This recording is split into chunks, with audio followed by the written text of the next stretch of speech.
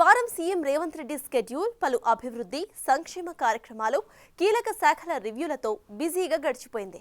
త్వరలో health tourism policy తీసుకువస్తామని అన్నారు CM. Rising Hyderabad, rising తెలంగాణపై కొత్త లక్ష్యాలను నిర్దేశించారు ఆయన. ఇంజనీరింగ్, ఫార్మసీతో సహా వివిధ కోర్సుల్లో అడ్మిషన్స్లో కన్వీనర్ కోటా సీట్లు పూర్తిగా తెలంగాణ విద్యార్థులకే దక్కేలా కొత్త జీవోను ఇష్యూ చేశారు. ఆ డీటెయిల్స్ ఏంటో ఇప్పుడు చూద్దాం.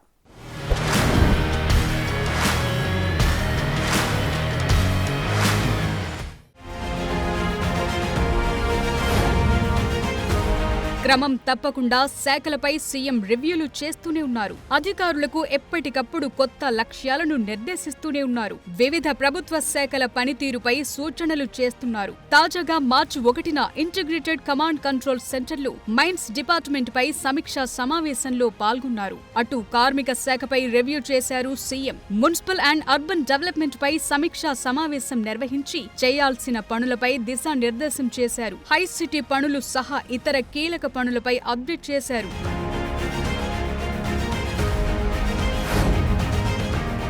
విద్య, వైద్య రంగాలకు ప్రాధాన్యమిస్తోన్న తెలంగాణ ప్రజా ప్రభుత్వం త్వరలో హెల్త్ టూరిజం పాలసీని తీసుకురాబోతోంది. ఈ విషయాన్ని స్వయంగా సీఎం రేవంత్ రెడ్డి ప్రకటించారు. ఏషియన్ ఇన్స్టిట్యూట్ ఆఫ్ గ్యాస్ట్రోఎంటరాలజీ వ్యవస్థాపకులు ప్రముఖ డాక్టర్ జి నాగేశ్వర్ రెడ్డికి కేంద్రం ఇటీవల పద్మ విభూషణ్ ప్రకటించిన నేపథ్యంలో నిర్వహించిన సన్మాన కార్యక్రమంలో సీఎం పాల్గొన్నారు. రాష్ట్ర ప్రజలతో పాటు విదేశీయులకు వైద్య సేవలందించే హబ్గా తెలంగాణను తీర్చిదిద్దుతామన్నారు. శంషాబాద్ ఎయిర్పోర్ట్ సమీపంలో సుమారు 1000 ఎకరాల్లో హెల్త్ క్యాంపస్ ఏర్పాటు చేసే ఆలోచన ఉన్నట్లు తెలిపారు. సీఎం సహాయ నిధి నుంచి ఏడాదిలోనే 900 కోట్లు పేదలకు ఇచ్చిన విషయాన్ని గుర్తు చేశారు సీఎం. రాష్ట్ర ప్రజలందరికీ డిజిటల్ హెల్త్ ప్రొఫైల్ కార్డులిచ్చేందుకు ప్రభుత్వం కసరత్తు చేస్తోందన్నారు.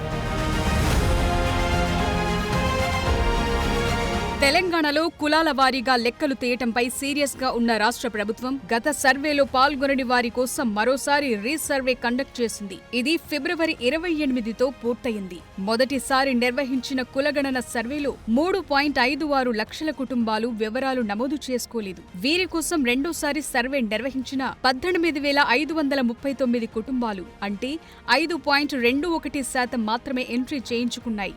రాష్ట్ర వ్యాప్తంగా మొత్తం 1,15,71,457 కుటుంబాలు ఉన్నట్టు గుర్తించగా గతేడాది నవంబర్ 6 నుంచి డిసెంబర్ 25 వరకు జరిగిన మొదటి సర్వేలో 1,12,15,134 కుటుంబాల వివరాలు నమోదయ్యాయి. ఇంకా 3,56,323 కుటుంబాలు మిగిలిపోవటంతో వారి వివరాల నమోదు కోసం ఫిబ్రవరి 16 నుంచి 28 వరకు రెండోసారి సర్వే నిర్వహించారు. దీంతో 2 సర్వేలు పూర్తయిన తరువాత కూడా ఇంకా 3,37,964 ఫ్యామిలీలు సర్వేకు దూరంగా ఉండిపోయాయి. సర్వే ఈజీగా పూర్తయ్యేందుకు వీలుగా ప్రభుత్వం వివిధ రకాలుగా ఛాన్స్ ఇచ్చింది. టోల్ ఫ్రీ నంబర్కు కాల్ చేస్తే అధికారులే ఇంటికి వెళ్లి వివరాలు సేకరించారు. కులగణన రీసర్వేలో నమోదైన 18,000కు పైగా కుటుంబాలను అప్డేట్ చేయడంతో కులాల లెక్కల్లో స్వల్ప మార్పులు జరగనున్నాయి. దేశ రక్షణ రంగంలో తెలంగాణ కీలక పాత్ర పోషిస్తోంది. రక్షణ శాఖకు సంబంధించి విభాగాలు, పరిశ్రమలు హైదరాబాద్లో ఉన్నాయి. వివిధ విడిభాగాలు కూడా ఇక్కడే తయారవుతున్నాయి. అలాంటిది బెంగుళూరు తరహాలో డిఫెన్స్ కారిడార్లు కూడా ఏర్పాటైతే హైదరాబాద్ మరో లెవెల్కు వెళుతుంది. ఇదే విషయాన్ని సీఎం రేవంత్ రెడ్డి రక్షణ శాఖ మంత్రి రాజ్నాథ్ సింగ్ దృష్టికి తీసుకెళ్లారు. ఫిబ్రవరి 28న జాతీయ సైన్స్ దినోత్సవం సందర్భంగా గచ్చిబౌలి స్టేడియంలో విజ్ఞాన్ వైభవ్ 2K25 ఎగ్జిబిషన్ ను కేంద్ర రక్షణ మంత్రి రాజ్నాథ్ సింగ్, సీఎం రేవంత్ రెడ్డి ప్రారంభించారు. మిసైల్స్ తయారు చేసే ప్రముఖ పరిశ్రమలైన DRDL, BDL, DRDO, మిథాని లాంటి కంపెనీలు తెలంగాణలోని ఉన్నాయని, అయితే బెంగుళూరు తరహాలో హైదరాబాద్ చుట్టుపక్కల రక్షణ శాఖ కారిడార్లు ఏర్పాటు చేయాలని రాజ్నాథ్ సింగ్ ను సీఎం రేవంత్ రెడ్డి ఈ సందర్భంగా కోరారు.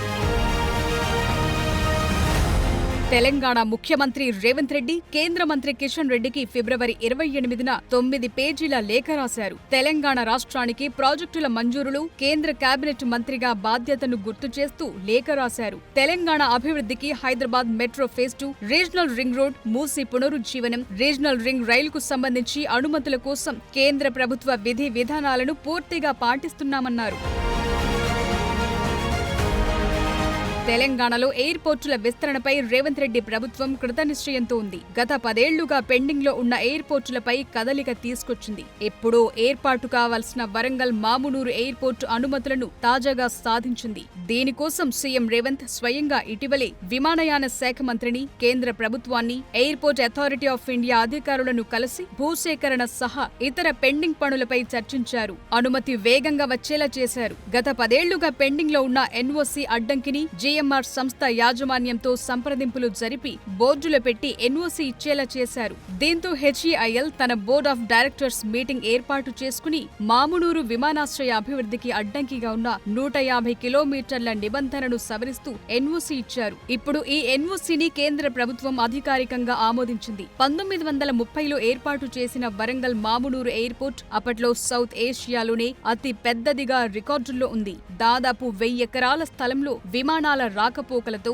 1981 వరకు కళకళలాడింది. ఎయిర్పోర్టు మంజూరుపై ప్రధాని మోదీ, విమానయాన శాఖ మంత్రి రామ్మోహన్ నాయుడుకు సీఎం రేవంత్ ధన్యవాదాలు తెలిపారు.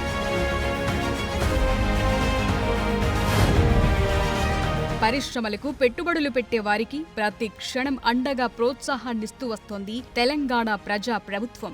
ఈ క్రమంలోనే ఫిబ్రవరి 27న మాదాపూర్లో హెచ్సిఎల్ టెక్ కొత్త క్యాంపస్ ప్రారంభోత్సవానికి సీఎం రేవంత్ రెడ్డి హాజరయ్యారు. హెచ్సిఎల్ భారతదేశాన్ని గర్వపడేలా చేస్తోందని, 60 దేశాల్లో 2.2 లక్షల మందితో పనిచేస్తోందని ప్రశంసించారు. 2007లో హైదరాబాద్ సిటీలో అడుగుపెట్టిన హెచ్సిఎల్ ఇప్పుడు భారీగా ఎదిగిందని గుర్తు చేశారు. మల్టీనేషనల్ కంపెనీలు, పెద్ద పెద్ద కార్పొరేట్ సంస్థలతో హైదరాబాద్ వచ్చేందుకు ఆసక్తి చూపిస్తున్నాయన్నారు. ప్రతిరోజు తాను ఏదో ఓ సంస్థతో ఎంఓయూలు చేసుకుంటూనే లేదా కొత్త ఆఫీసుల ప్రారంభోత్సవాలు చేస్తూనే ఉన్నారని సీఎం గుర్తు చేశారు. సీఎం స్వయంగా వెళ్లాల్సిన అవసరం లేకపోయినా సరే పారిశ్రామికవేత్తలను, రాష్ట్రంలో పెట్టుబడులు పెట్టే వారిని వెన్నుతట్టి ప్రోత్సహించేందుకు వెళుతున్నారు. అధికారంలోకొచ్చిన ఏడాదిలోపే అత్యధిక పెట్టుబడులు సాధించి రికార్డు సృష్టించింది కాంగ్రెస్ ప్రభుత్వం. ముఖ్యంగా తెలంగాణలో ఉద్యోగాల కల్పనపై స్పెషల్ ఫోకస్ పెట్టారు. తక్కువ ద్రవ్యోల్బణంతో ముందుకు వెళుతున్నామన్నారు సీఎం రేవంత్. తెలంగాణను $1 ట్రిలియన్ జీడీపీ రాష్ట్రంగా మార్చే టార్గెట్ పెట్టుకున్నట్లు తెలిపారు. రైజింగ్ తెలంగాణ, రైజింగ్ హైదరాబాద్ ను ఎవరూ అడ్డుకోలేరన్నారు. రాష్ట్రంలోని ఇంజనీరింగ్, ఫార్మసీ సహా వివిధ కోర్సుల్లో అడ్మిషన్ల కోసం ప్రభుత్వం కొత్త విధానం తీసుకొచ్చింది. ఇప్పటి వరకు కొనసాగుతున్న 15% ఓపెన్ కోటాను తీసేసింది. ఆ కోటా సీట్లను తెలంగాణ ప్రాంతానికి చెందిన స్టూడెంట్లు, స్థానికత ఇక్కడ ఉండి ఇతర ప్రాంతాల్లో చదివిన వారికి కేటాయించనుంది. దీనికి సంబంధించి జీవో నంబర్ 15ను విద్యాశాఖ సెక్రటరీ యోగితా రాణా ఫిబ్రవరి 27న రిలీజ్ చేశారు. స్టేట్లోని engineering, technology, pharmacy, business administration, computer application, law, education, physical education తదితర కోర్సుల్లో 85% స్థానిక తెలంగాణ స్టూడెంట్లకు, 15% ఓపెన్ కేటగిరీలో సీట్లు నింపేవారు. కానీ ఇప్పుడది పూర్తిగా తెలంగాణ విద్యార్థులకే దక్కనుంది. రాష్ట్ర విభజన సమయం నుంచి 10 ఏళ్ల దాకా ఈ విధానాన్ని అమలు చేశారు. ఏపీ తెలంగాణ విభజన జరిగి 10 ఏళ్లు పూర్తవటంతో పాత విధానానికి తెలంగాణ ప్రభుత్వం గుడ్ బై చెప్పింది. తెలంగాణలో 10 ఏళ్ల పాటు నివాసముండాలనే షరతుతో స్థానికులకే ఎక్కువ సీట్లు దొరకనున్నాయి. పరిశ్రమలకు పెద్దపీట వేస్తున్న తెలంగాణ ప్రభుత్వం గతంలో వివాదాల్లో చిక్కుకున్న సంస్థల వ్యవహారాలపై ఫోకస్ పెట్టింది. అందులో చట్టబద్ధంగా ఉన్న ఒప్పందాలను రివ్యూ చేసేందుకు అంగీకరించింది. తెలంగాణలో వివిధ ప్రాజెక్టులపై సుదీర్ఘ కాలంగా పెండింగ్ లో ఉన్న కేసులకు సంబంధించిన వివాదాలను పరిష్కరించాలని ఇమార్ ప్రాపర్టీస్ సంస్థ రాష్ట్ర ప్రభుత్వాన్ని కోరటంతో రివ్యూకు అంగీకరించింది. దుబాయ్కి చెందిన ఇమార్ ప్రాపర్టీస్ ప్రతినిధులు ఫిబ్రవరి 27న సచివాలయంలో సీఎంను కలిశారు. దుబాయ్కి చెందిన ఇమార్ ప్రాపర్టీస్ 2001లో హైదరాబాద్లో convention centre, hotel, golf course, విల్లాల నిర్మాణం తదితర ప్రాజెక్టుల్లో పెట్టుబడులకు అప్పటి ప్రభుత్వంతో ఒప్పందాలు చేసుకుంది. ఆనాటి ఏపీఐసీతో ఆ సంస్థ చేసుకున్న ఒప్పందాల్లో అక్రమాలు జరిగాయని సిబిఐ, ఈడీ కేసులు నమోదయ్యాయి. ఏజెన్సీల దర్యాప్తులు, కోర్టుల్లో విచారణలు కొనసాగుతున్నాయి. ఈ వివాదాల పరిష్కారానికి 2015లోనే ప్రభుత్వం కమిటీ ఏర్పాటు చేసింది. అయితే తాజాగా అదనంగా న్యాయ నిపుణులతో కూడిన మరో కమిటీ ఏర్పాటు చేయాలని సీఎం రేవంత్ అధికారులకు సూచించారు. న్యాయ వివాదాలను స్టడీ చేయడానికి, సామరస్య పరిష్కారం చేసుకోవటానికి యుఏఈ ప్రభుత్వ ఆమోదంతో ఒక లీగల్ ఏజెన్సీని ఏర్పాటు చేస్తామని ఇమార్ సంస్థ ప్రతినిధులు చేసిన ప్రతిపాదనను ముఖ్యమంత్రి ఆమోదించారు. దీంతో ఇమార్ ప్రాపర్టీస్ చిక్కులకు ఒక పరిష్కారం దొరికే అవకాశం కనిపిస్తోంది.